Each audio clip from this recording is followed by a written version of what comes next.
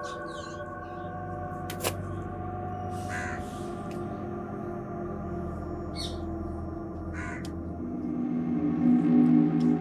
तो कुणाल जी है ना, ये यहाँ पोछा लगा रहे हैं।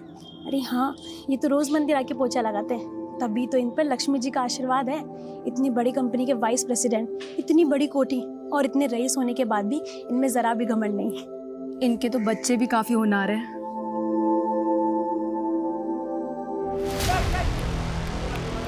भाई ऊपर है।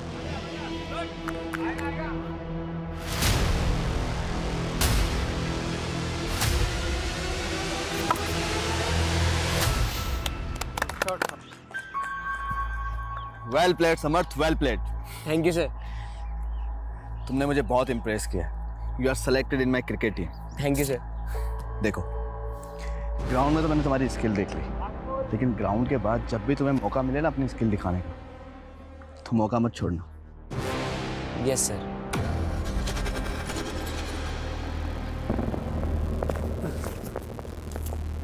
क्या हुआ समर्थ?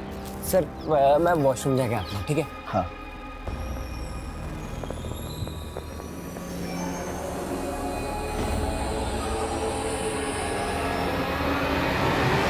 देख Deepti, one thing is clear, एक म्यान में दो तलवार नहीं रह सकती। सो इट्स बेटर कि तू मेरे रास्ते में ना आए। रास्ता नहीं, सीढ़ी। वो सिर्फ मेरे करियर की सीढ़ी है। मैं उस पे बस एक बार चढ़ जाऊं ना, तो फिर मयान लेके डांस करना I don't mind, you know. देख, तू मुझसे पंगा मत ले, समझी ना? वरना क्या कर लेगी तू मेरा? चलो मैं तुम्हें घर ड्रॉप कर देता हूँ, आओ।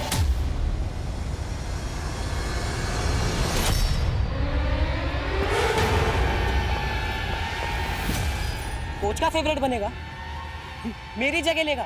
साले एक से एक गुंडे मेरे दोस्त हैं। ऐसा हाल करूंगा ना, पानी भी नहीं मांगेगा।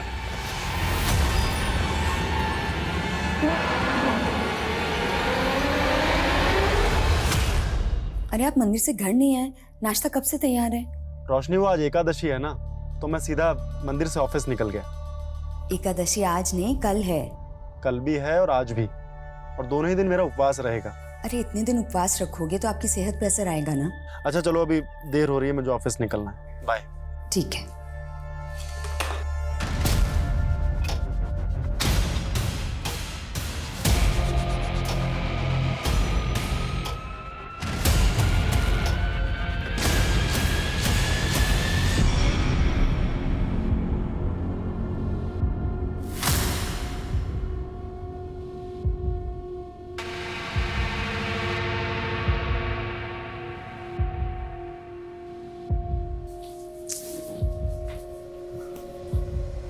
क्या हुआ, इतनी परेशान क्यों दिख रही है?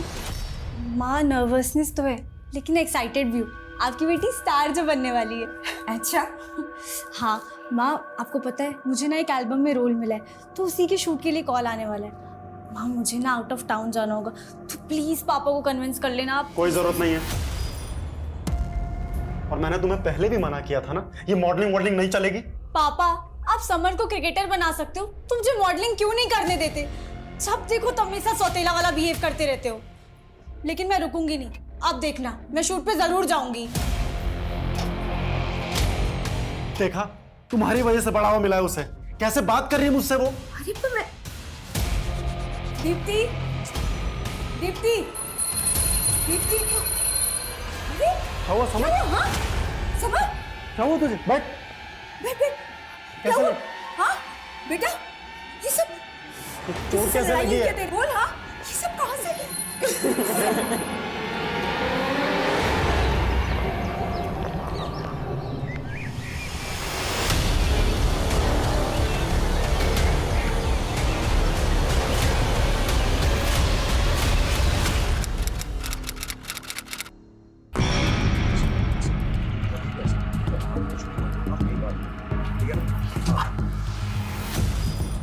सर मैंने ही आपको कॉल किया था।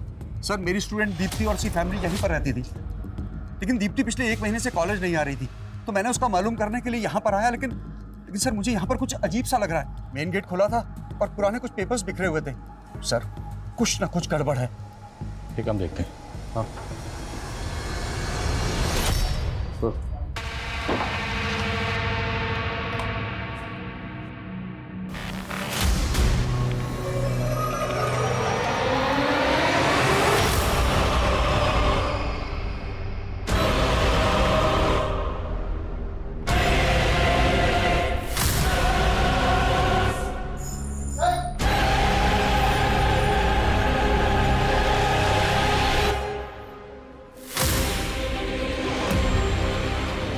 सर एक यहाँ पे भी है।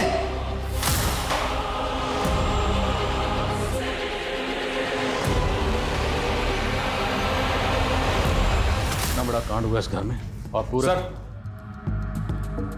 सर घर में टोटल 5 लाशें हैं। एक लाश ग्राउंड फ्लोर के बेडरूम में, एक लिविंग रूम में, एक किचन में और 2 फर्स्ट फ्लोर पे। घर में 5-5 कत्ल हुए। सिर्फ कत्ल। उसका छोटा भाई सीसीपी के स्कूल में पढ़ता था।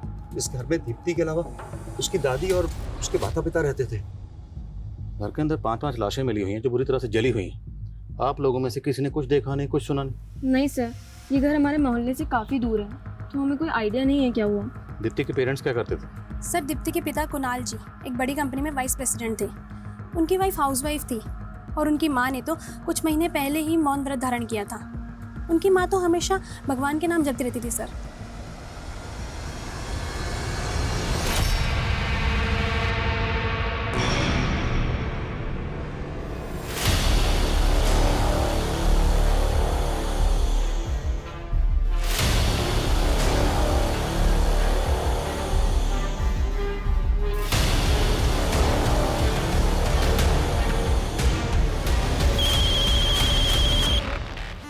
हत्यारे की भी आत्मा होती है, उसके रंग ढंग, उसकी भी आदतें होती हैं, जिसे समझना।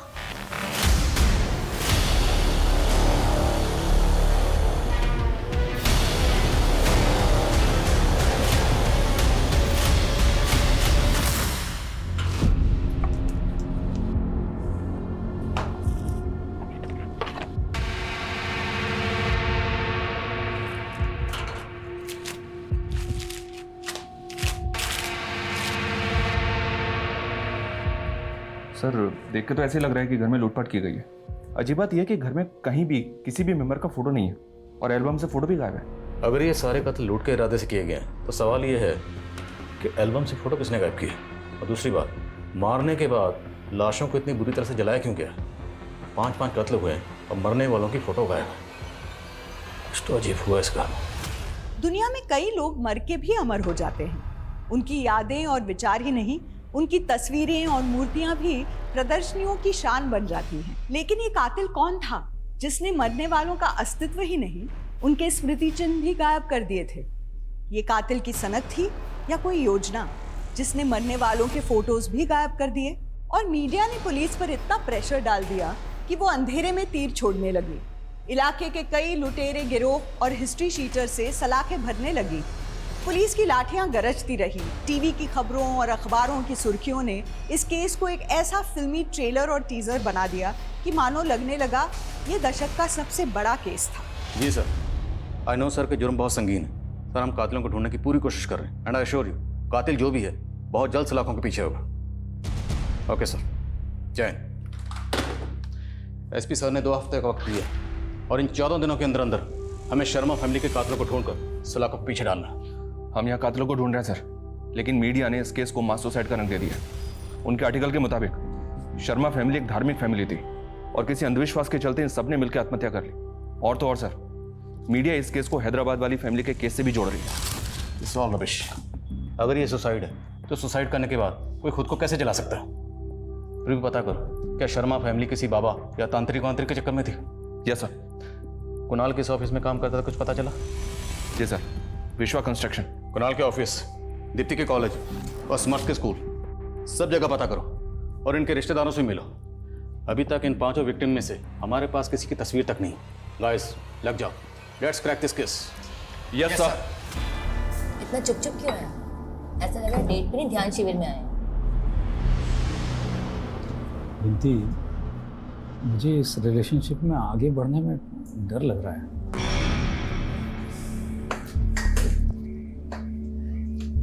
तुम्हें पता है तुमने 7 साल में शादी क्यों नहीं की? क्योंकि तुम अपने हर अफेयर से ऐसे दूर भागते रहे। लेकिन मैं तुम्हें कहीं नहीं जाने दूंगी। बिंती, तुम्हारी मेरी उम्र भी तो देखो। अरे ये तो अच्छी बात है ना कि तुम्हें इतनी जवान बीवी मिल रही है। इतनी प्रॉपर्टी, इतना जायदाद, मुझसे बेहतर कौन संभाल सकता है? हाँ ऐसे क्या देख रहे हैं जैसे कि मैं आपको चीट करके भागने वाली हूँ।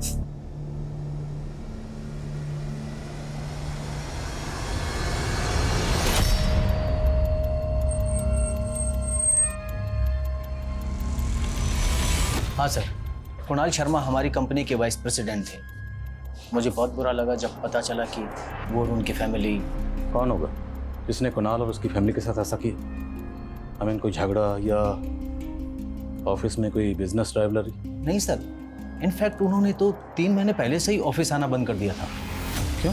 सर करीब 3 महीने पहले एक आदमी ऑफिस आया था, उसका कुणाल सर के साथ बहुत बुरा झगड़ा हुआ था। बहुत हो गया तेरा, आज तुझे तेरे स्टाफ के सामने जलील करूंगा। साथी, समझ में आएगा तेरे को? चल साथी, निकल। क्या कर रहे हो तुम?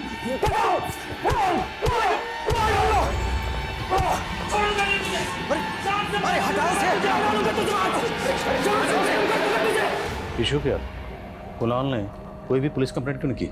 सर उन्होंने कुछ बताया नहीं, उसके बाद वो कभी ऑफिस नहीं आए। लेकिन करीब 1 हफ्ते बाद वो आदमी फिर ऑफिस आया था और ऑफिस के रिकॉर्ड से कुणाल सर के घर का पता मालूम करना चाहता था, लेकिन हमने उसे एंटरटेन नहीं किया सर। अच्छा, आपके ऑफिस के रिकॉर्ड में कुणाल की कोई तस्वीर होगी? हाँ सर, उनकी जॉइनिंग टाइम की कोई फ़ोटो ज़रूर रिकॉर्ड में होगी। मुझे वो तस्वीर चाहिए। और वो जो 3 महीने पहले आदमी आया था कुणाल से झगड़ा करने, आप उसका स्केच बनवा सकते हैं?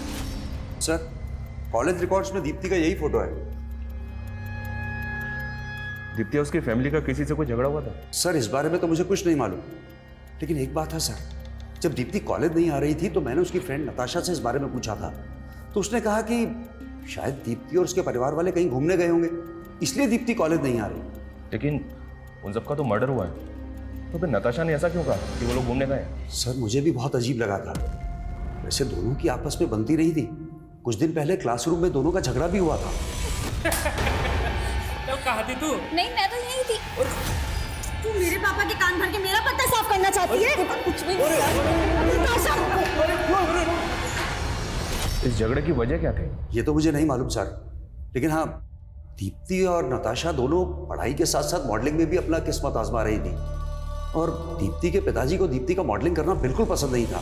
सर समर्थ हमारी स्कूल टीम का सबसे अच्छा बैट्समैन था, हमारी स्कूल टीम का कैप्टन भी सिलेक्ट हुआ था। लेकिन समर्थ ने स्कूल टूर्नामेंट में हिस्सा नहीं लिया, आपकी टीम का कैप्टन एब्सेंट था, और आपने और आपके स्कूल ने ये जानने की कोशिश नहीं की कि... सर एक्चुअली समर्थ ने कुछ टाइम पहले ही अपनी सिक लीव ली थी।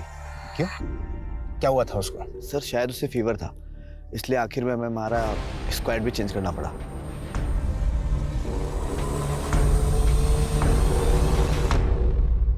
सर, मेरे और दीप्ति के बीच में झगड़े होते रहते थे, लेकिन हम फिर भी अच्छे दोस्त थे, और दोस्तों में तो ये सब होता रहता है ना। लेकिन जब दीप्ति लगातार कॉलेज नहीं आ रही थी तो तुमने अपने टीचर से ऐसा क्यों बोला कि दीप्ति और उसकी फैमिली कहीं बाहर घूमने के लिए गए, जबकि ये तो पता ही होगा ना तुम्हें कि उन सब की लाशें मिली उनके घर में? सर मैंने ऐसा कुछ भी नहीं बोला कि वो लोग घूमने गए थे। तो तुम्हारे टीचर हमसे झूठ क्यों बोलेंगे? तुम्हारे टीचर ने हमसे यही कहा है कि तुमने ऐसा ही कहा उन्हें। नताशा कहीं ऐसा... आपसे झूठ क्यों बोल रहे हैं?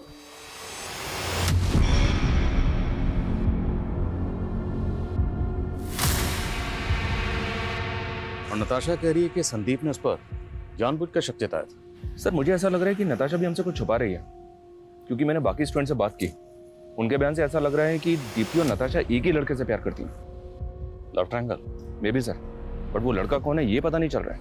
तो पता करो, क्योंकि प्यार मोहब्बत के चक्कर बड़े बड़े गुनाहों को जन्म देते हैं। हो सकता है शर्मा फैमिली का कत्ल भी इसी वजह से हो, और नताशा संदीप दोनों पर नजर रखो। हाँ सर, ये उस आदमी का स्केच जिसने 3 महीने पहले कुणाल के साथ मारपीट की थी, और सर ये पूरी फैमिली मेंबर्स की पोस्टमार्टम रिपोर्ट भी आ गई। ठीक है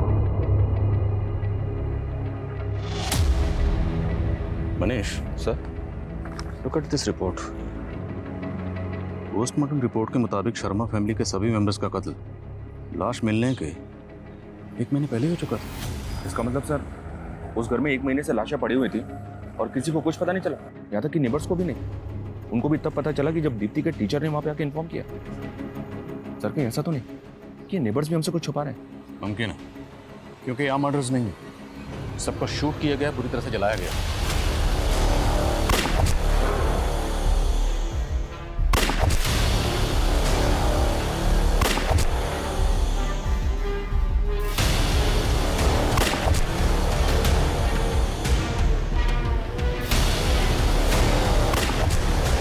अब इतना तो साफ, ये मास सुसाइड तो नहीं है, और ना ही इन मौतों की वजह कोई अंधविश्वास। These are all murders, brutal murders। इस फैमिली का किसी तांत्रिक बाबा से भी कोई कनेक्शन नहीं मिला है। ऐसा कौन हो सकता है सर जिसने इन सबको इतनी बुरी तरह से जला के मार दिया इनके फोटो तक वहां से गायब कर दिए। कातिल जो भी उसे ढूंढना तो है और हम ढूंढेंगे उसे। उसकी आंखों के दोनों किनारों से नाक की चोंच तक करीब 43 डिग्री का एंगल है, लेकिन वेट लूज या गेन करने के बाद ये एंगल 43 से 41 डिग्री तक कम हो सकता है। नाक की लंबाई 13 सेंटीमीटर ही रहेगी, लेकिन ऊपर का होठ नीचे के होठ से 10% कम मोटा होगा। अगर आपको मुझसे शादी नहीं करनी थी तो मेरे करीब क्यों आए? मैंने अपना सब कुछ सौंप दिया और आप है कि शादी करने से मना कर रहे हैं। इनती देख, मैं तुम्हारा दिल नहीं दुखाना चाहता हूँ। बात ये है कि कौन है? शर्म नहीं आती तुझे? प्लीज मैं मत कर, मेरी बेटी को फंसाएगा तू?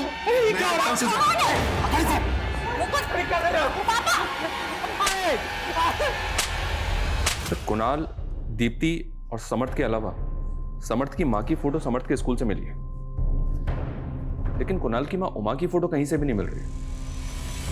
उनकी तस्वीर कहाँ से मिल सकती है? कुणाल का वो मकान पुश्तैनी मकान, तो रजिस्टर ऑफिस में कांटेक्ट करो। हो सकता है प्रॉपर्टी के रिकॉर्ड पेपर में उनकी तस्वीर मिल जाए।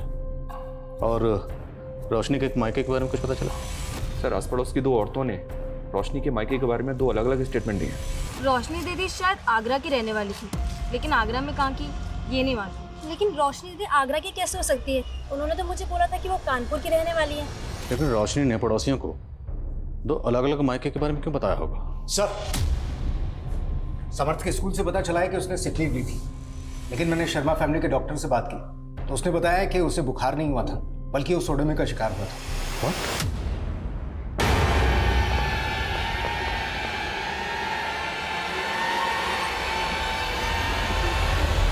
और ये किसने किया था? सर, फैमिली ने तो डॉक्टर को कुछ नहीं बताया था। जाहिर सी बात है, ये घिनौनी हरकत समर्थ के फ्रेंड सर्कल या स्कूल में से किसी ने की होगी। एक से ठीक से पूछताछ करो। सर, तुम घर जाओ, कहीं तुम्हारे पापा को फिर से मालूम पड़ गया तो वो। मैं उनसे डरती नहीं हूँ और आपको भी डरना नहीं चाहिए। एक काम कीजिए, उठिए, पुलिस स्टेशन चलते हैं, उनके खिलाफ कंप्लेंट फाइल करेंगे। उठिए। क्या? मैं तुम्हारी मुसीबतें नहीं बढ़ाना चाहता। ये मुसीबतें तब तक खत्म नहीं होंगी जब तक हम शादी नहीं कर लेते। शादी? इतना सब कुछ होने के बाद भी? हाँ, मैं आप ही से शादी करूंगी, वरना मरना मंजूर है मुझे। मैं सुसाइड कर लूंगी, शादी मैं आप ही से करूंगी। हाँ। क्या बात है? क्या पूछना चाहते हैं आप मेरे बेटे से? प्लीज हमें बच्चे से बात करने दीजिए। रोहन, हमें पता चला कि तुमने समर्थ के खिलाफ कंप्लेंट करवाई थी कि उसने हॉकी मार के तुम्हारी टांग तोड़ दी थी।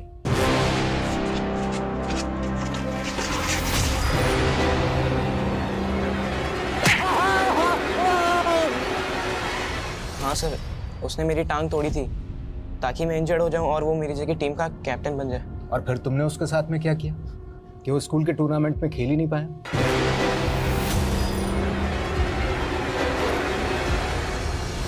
सर, मैंने कुछ भी नहीं किया।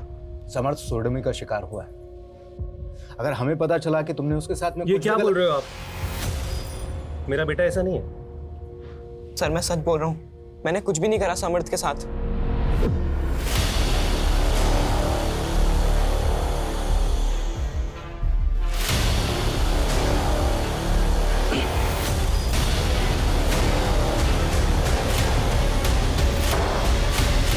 सर, मैंने रोशनी के मायके का पता करने की कोशिश की थी। मैंने रोशनी की डिटेल्स कानपुर और आगरा पुलिस से शेयर की थी, तो आगरा के कांस्टेबल ने रोशनी को तुरंत आइडेंटिफाई किया। उसने बताया कि रोशनी पहले आगरा के एक नामी बिजनेसमैन विशाल की बीवी हुआ करते थे। और जी हाँ सर, तकरीबन 14 साल पहले रोशनी ने विशाल के ऊपर घरेलू हिंसा का आरोप लगाया था। दोनों में डिवोर्स हो गया और उसके बाद रोशनी ने कुणाल से शादी कर ली। रोशनी और विशाल का डिवोर्स हुआ 14 साल पहले, और स्कूल रिकॉर्ड्स के मुताबिक दीप्ति की उम्र है 16 से 17 साल। मतलब दीप्ति कुणाल और रोशनी की बेटी तो नहीं? राइट सर, दीप्ति विशाल की बेटी थी और ये कुणाल विशाल का बिजनेस पार्टनर भी हुआ करता था। और चौंकाने वाली बात यह सर कि आगरा पुलिस का कहना है कि कुणाल विशाल के बिजनेस के साथ साथ उसकी बीवी और उसकी बेटी को भी भगा ले गया। इस लिहाज से तो विशाल का स्ट्रॉन्ग मोटिव है सर। तुम कह रहे हो कि 14 साल बाद इस विशाल ने कुणाल और रोशनी से बदला लिया? तो स्केच वाला आदमी कौन था जिसने 3 महीने पहले कुणाल को उसके ऑफिस में जाकर पीटा था? इस विशाल के बारे में सब कुछ पता करो। Okay sir.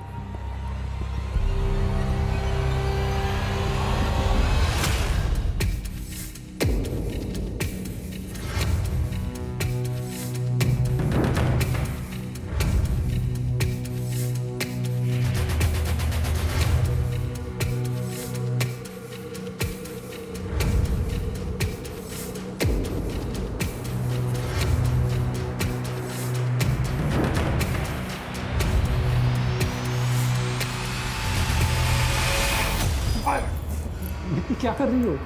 ओफो, शादी हुई हमारी, अब किस बात का डर? नहीं मैं वो जरा लगता है फर्स्ट नाइट की नर्वसनेस है, मैं भी दूर कर देती हूँ।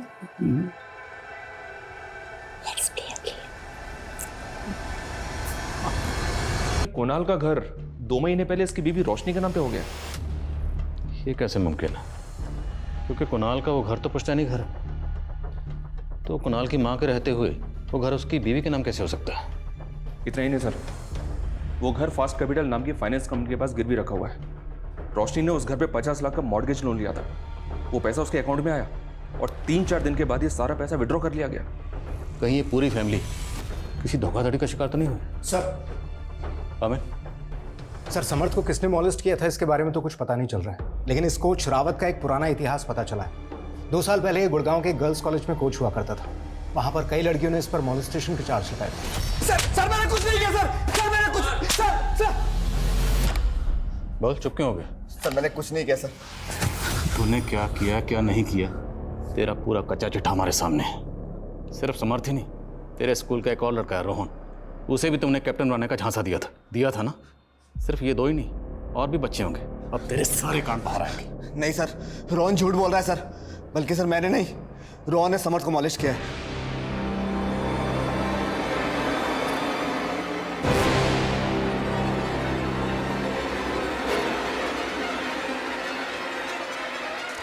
रोहन छोड़ो इसे, निकला सर, निकला। तो रोहन के बारे में तुमने पहले क्यों नहीं बताया? सर वो रोहन का बाप बहुत पावरफुल है सर। सर वो समर्थ पे तब से खुंदक खा के बैठा है जब समर्थ ने रोहन की टांग तोड़ी थी।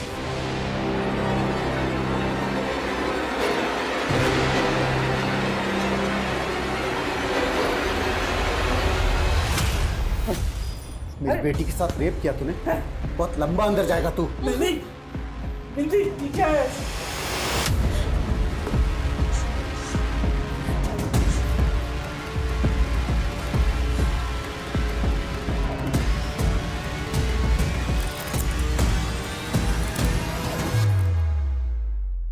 ऐसे क्या देख रहा है बुड्ढे?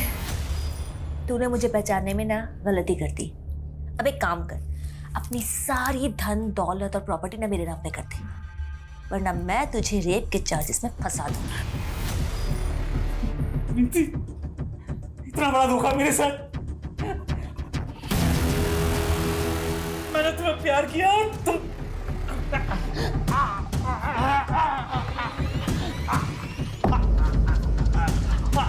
इसे तो हार्ट अटैक आ गया, अब क्या करें इसका?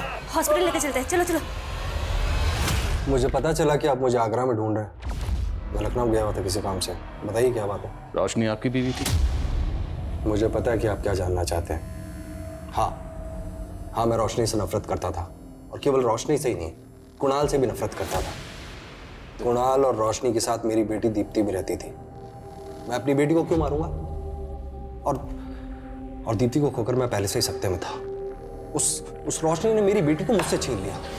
इन पिछले 14 सालों में आप कभी भी अपनी बेटी दीप्ति से मिले थे? दीप्ति से तो क्या, मैं कुणाल और रोशनी से भी इन 14 सालों में कभी नहीं मिला, और मुझे तो ये भी नहीं पता था कि वो लोग रहते कहाँ पर हैं। एग्जैक्टली, यही पता करने के लिए तो इस आदमी को भेजा था कुणाल के ऑफिस में। इनफ इंस्पेक्टर, अगर आपके पास कोई सबूत हो ना तो मुझसे बात कीजिएगा। मेरा किसी क्राइम में कोई इन्वॉल्वमेंट नहीं है। फिलहाल जा सकते हो, लेकिन याद रखना वाइफ होने की गलती मत करना, वरना पछताओगे। नजर रखो इस पे। शर्मा फैमिली का कत्ल 8 बोर की पिस्टल से हुआ था। पता करो इसके जानने वालों में कौन ऐसा है जिसे 8 बोर की पिस्टल प्रोवाइड करवा सकता है। सर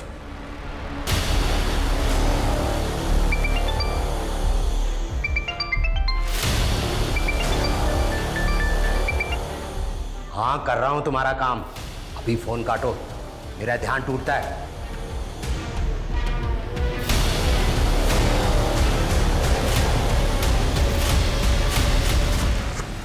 ये फाइल अभी भिजवा दो। सर, कुणाल को जिस आदमी ने ऑफिस में जाके पीटा था, फरीदाबाद थाने से उसका क्रिमिनल रिकॉर्ड मिला। सतीश जोगी नाम है इसका। ड्रग पेडलिंग के जुर्म में अरेस्ट भी हो चुका है। सतीश जोगी कहाँ है आजकल?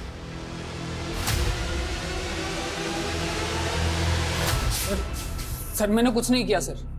तूने कुछ नहीं किया? हाँ, तो तू कुणाल के ऑफिस में जाकर उसे धमकाता क्यों था? उसके साथ झगड़ा क्यों करता था? और तू कुणाल का एड्रेस क्यों पता कर रहा था? क्या नफरत थी तेरी उससे? कोई नफरत नहीं थी सर मेरी उससे। कुणाल एक इवेंट ऑर्गेनाइज वाली कंपनी शुरू करने वाला था, उसमें पैसा इन्वेस्ट किया था मैंने, मेरा शेयर लगा था उसमें। लेकिन फिर ड्रग के केस में मैं अंदर चला गया और बाहर आने पर कुणाल मुझसे पल्ला झाड़ने लगा। देख सतीश, अगर मुझे पहले पता होता ना कि तू गलत धंधा करता था तो मैं कभी भी तुझसे उस कंपनी में इन्वेस्ट नहीं करवाता। और वैसे भी तेरे अंदर होते ही मैंने उस इवेंट कंपनी को स्टार्ट करने का आइडिया ड्रॉप कर दिया था। अरे लेकिन पैसा तो मैंने लगाया ना उस कंपनी में, वो कौन देगा? हाँ तो दे दूंगा, वैसे भी मैं पाप की कमाई नहीं रखता हूँ। कुणाल तेरे पैसे नहीं दे रहा था, इसलिए तूने कुणाल और उसकी पूरी फैमिली को। मैंने कुछ नहीं किया सर, मेरा यकीन कीजिए, मैंने कुछ भी नहीं किया। सर ये सतीश जोगी भी कुछ नहीं उगल रहा है। हाँ लेकिन ये बोल रहा है कि कुणाल इवेंट कंपनी खोलने वाला था। कुणाल विशाल का बिजनेस पार्टनर भी था और इतनी बड़ी कंपनी में वाइस प्रेसिडेंट था। फिर भी जब कुणाल ने अपना पुश्तैनी मकान अपनी बीवी रोशनी का नाम किया तो रोशनी ने वह मकान गिरवी रखा और 50 लाख का लोन उठाया। लोन की रकम गायब। ये सब कुछ बहुत अटपटा लग रहा है। सर, हम दीप्ति की दोस्त नताशा पर नजर बनाया हुआ है। वो अक्सर इस योगेश नाम के लड़के से मिला करती है। सर ये योगेश एक मॉडल कोऑर्डिनेटर है, साकेत में ऑफिस है इसका। पता चला है कि दीप्ति अक्सर इसके साकेत वाले ऑफिस में जाया करती थी। तो कैसे योगेश ने दीप्ति को झांसा दिया होगा? तो योगेश और नताशा की दोस्ती का क्या राज? सर ये योगेश दीप्ति को अक्सर एक होटल में ले जाया करता है और इसके अलावा भी इसके कई लड़कियों से अफेयर।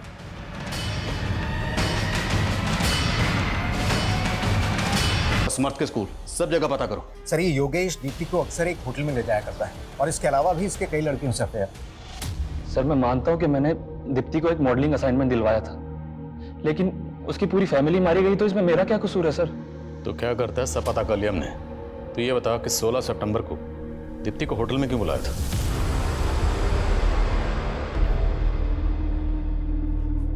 लो ड्रिंक लो और आराम से बैठो। डायरेक्टर साहब आते ही होंगे अभी। मैं देखता हूँ।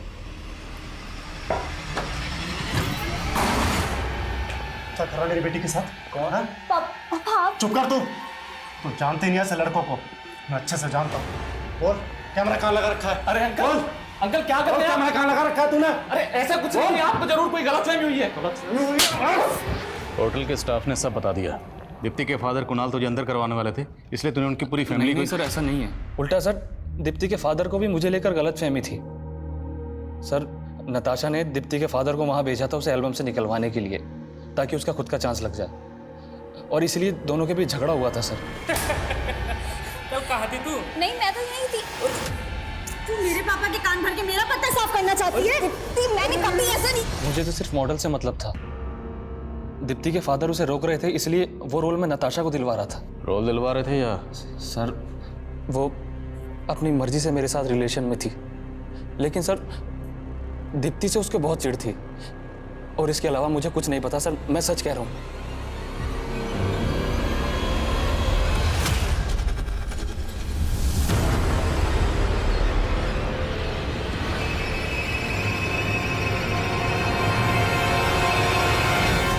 ये योगेश बहुत पहुंची हुई चीज है सर, इसकी बात का भरोसा नहीं कर सकते। नताशा एक टीनेजर गर्ल है, इतना बड़ा कांड कैसे कर सकती है? इसकी उम्र पे मत जाओ। ये आजकल के टीनेजर बच्चे जेलसी वेलसी के चक्कर में किसी भी हद तक जा सकते हैं, मत भूलो। इसका गलत आदमी से कनेक्शन था और इसने अपने टीचर संदीप पे भी शक जताया था। सर हमें हमारी खबरियों से इस हिस्ट्री शीटर तेजस्वी के बारे में मालूम चला है। ये इलीगल आर्म डीलिंग के धंधे में आगरा का रहने वाला है। आगरा? विशाल भी आगरा का रहने वाला है। इन दोनों का आपस में कोई कनेक्शन? नहीं सर, अभी तक तो ऐसा कोई कनेक्शन सामने नहीं आया, लेकिन हमारी खबरें श्योर है कि जिस तरीके की पिस्टल से शर्मा फैमिली के मेंबर्स को मारा गया था, वैसी पिस्टल ये तेजस्वी सप्लाई कर सकता है। और सर ये काफ़ी टाइम से अंडरग्राउंड भी है। पता करो कहाँ अंडरग्राउंड है और विशाल को बुलाओ। इस बार ज़रा उससे अच्छे से बातचीत करनी पड़ेगी। सर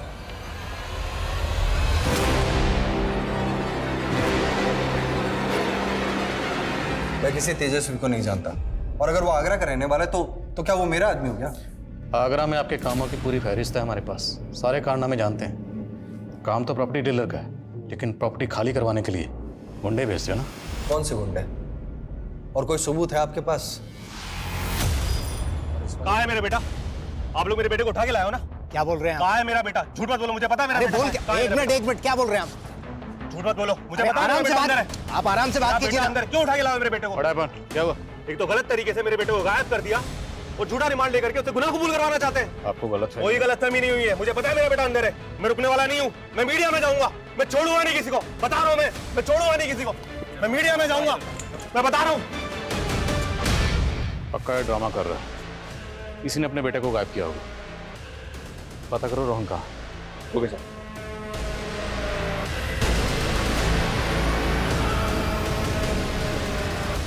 सर वो झूठे एलिगेशन लगा रहे हैं हम पे। सर मुझे तो शक है कि sir sir sir sir please sir please मुझे एक हफ्ते का टाइम दीजिए sir. We are very close sir. Okay sir, Jai sir. Sir उस रोन का कहीं पता नहीं चल रहा सर, पता नहीं कहाँ गायब हो गया, और ना ही उस इलीगल आर्म डीलर तेजस्वी का। अब ये केस हमारे हाथ से निकल चुका है। एसपी सर का फोन था, उनका कहना है कि अब इस केस को एसआईटी सॉल्व करेगी। We are no more in this case. इस केस की जांच के लिए सिर्फ एसआईटी का गठन ही नहीं हुआ, बाद में सेंट्रल इन्वेस्टिगेटिव एजेंसी भी इस केस में आई थी, लेकिन जांच का दायरा कभी नहीं बदला। पहली जांच में सामने आए सस्पेक्ट्स दूसरी और तीसरी जांच में बढ़ जरूर गए, लेकिन असली गुनहगार को कभी कोई जीरो डाउन नहीं कर पाया। धीरे धीरे ये केस बिना किसी नतीजे के ठंडे बस्ते में चला गया। ये केस साल 2000 में आया था, और साल 2019-20 आते आते इस केस को हर कोई भूल चुका था। लेकिन इस केस को अब एक नई शोहरत मिलने वाली थी।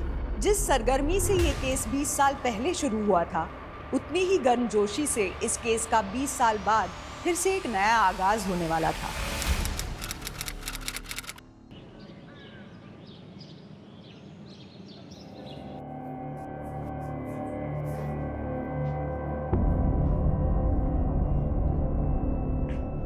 अरे भाई क्या कर रही हो मधु?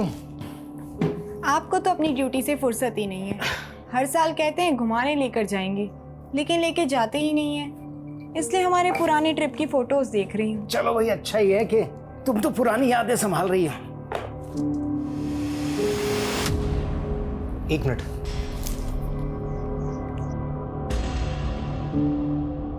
क्या हुआ? मधु हम जैसलमेर तो 2002 में गए थे ना? हाँ लेकिन हुआ क्या? कुछ नहीं, आके बताता हूँ।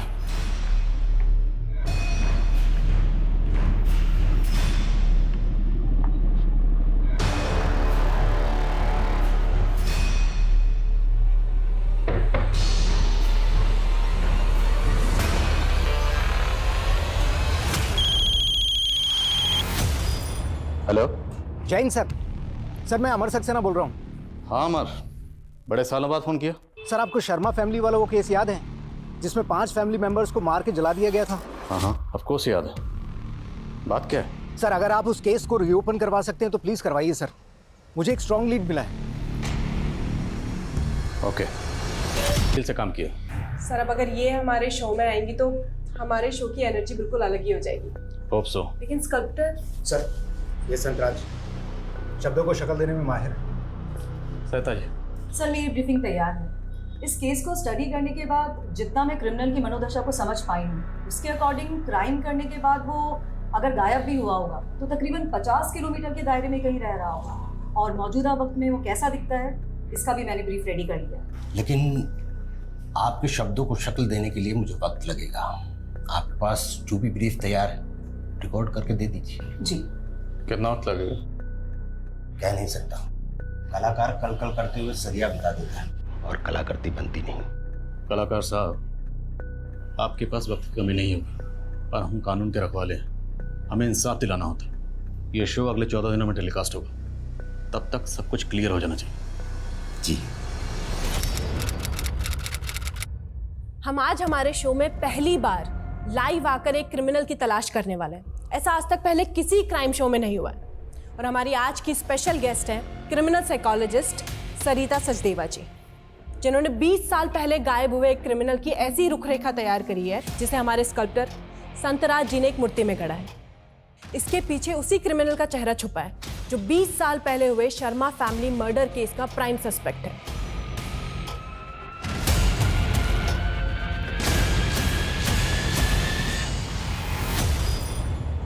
एक मिनट, ये अभी पूरा नहीं हुआ है संतराज जी। जैसी इस क्रिमिनल की मनोदशा थी, आज 20 साल के बाद वो अपनी आईसाइट लूज कर चुका होगा। वो स्पेक्स पहनता होगा। नहीं, उस माइंडसेट वाला क्रिमिनल इस तरह का फ्रेम कभी यूज नहीं करेगा। वो ब्लैक थिक फ्रेम यूज करेगा।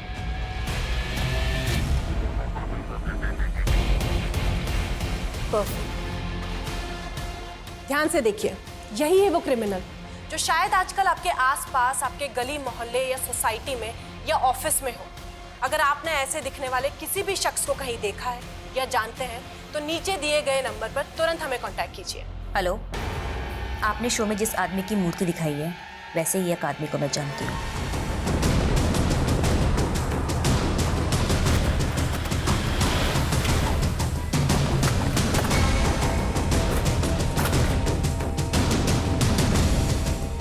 सर, वो धोखेबाज यही रहता है।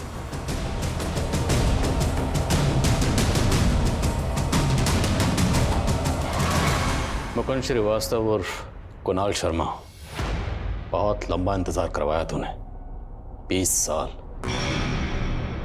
20 साल पहले अगर डीएनए प्रोफाइलिंग कर पाना मुमकिन होता तो ये केस 20 साल तक अनसॉल्व ना रहता। खैर, उन 5 बॉडीज के रिमेन्स आज भी प्रिजर्व करके रखे हुए हैं। उनमें से तुम्हारी माँ उमा जी के डीएनए को तुम्हारे डीएनए से मैच करके देखेंगे, फिर दूध का दूध पानी का पानी हो जाएगा। उम्र के आखिरी पड़ाव में हो। बोलो, सच क्या है?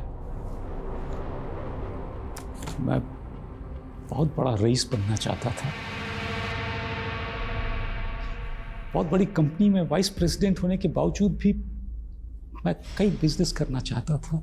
इसलिए मैं अपना सेविंग्स को कभी स्टॉक मार्केट में इन्वेस्ट कर देता या कभी किसी नए बिजनेस में, लेकिन मेरा पैसा डूबता ही चला गया। बहुत बड़े कर्ज में आ गया मैं।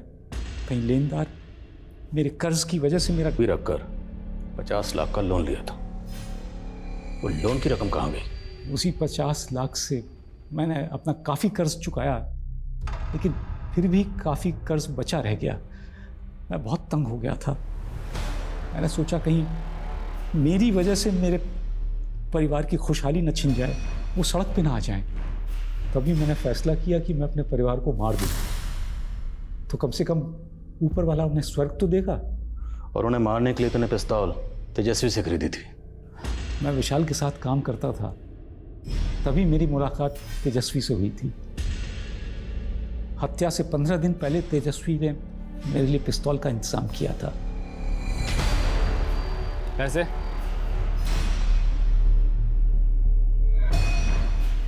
ये क्या, ये तो आधे पैसे। 15 दिन के बाद बाकी का भी दे दूंगा, फिलहाल इतना ही। फिर 15 दिन बाद तेजस्वी मुझसे पैसे लेने आने वाला था। मैंने तय किया कि उसी दिन मैं अपने परिवार को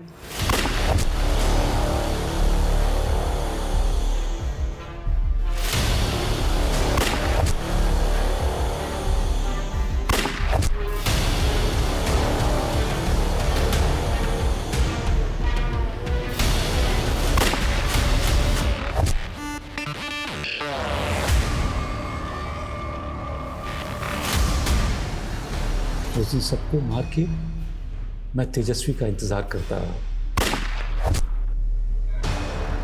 तो तूने अपनी जगह तेजस्वी को मार दी? हाँ, मैंने एक एक कर सारी लाशें जला दी और खून साफ करके घर में मौजूद सारी फोटोएं लेकर के मैं भाग गया। जगह जगह मैं बहुत भटका।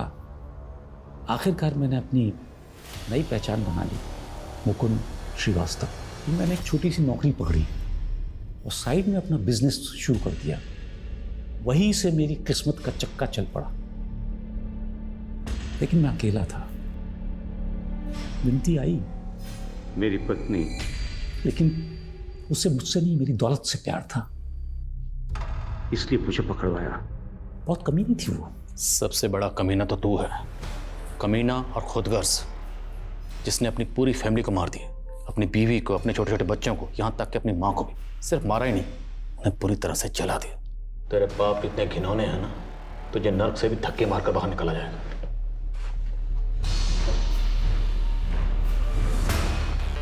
क्यों? मिलेगा, मुझे भी स्वर्ग मिलेगा, और मैं स्वर्ग जाऊंगा तो वहां मुझे मेरा परिवार मिलेगा, मेरी बीवी, मेरे बच्चे, सब मिलेंगे मुझे वहां। क्यों नहीं मिलेंगे? स्वर्ग की कल्पना हो या एक बेहतर जीवन के सपने, हम अक्सर आने वाले कल को अपने आज से बेहतर बनाना चाहते हैं। हर किसी को कुछ न कुछ चाहिए जो उसे मिल नहीं रहा। माना हमें अपनी उम्मीदें हमेशा जिंदा रखनी चाहिए, लेकिन किसी और को नाउम्मीद करके, किसी और की खुशियां रौंद के, उनकी लाशें बिछा के हम कभी किसी कामयाबी की सीढ़ी नहीं चढ़ सकते। गुनाह की अंधी गली में आगे कोई मकाम नहीं होता, सिर्फ डेड एंड होता है। एक अंतहीन सजा होती है और कभी न खत्म होने वाला आत्मविलाप होता है। इन्हीं विचारों के साथ अब मैं रेणुका शाह आपसे विदा लेती हूँ।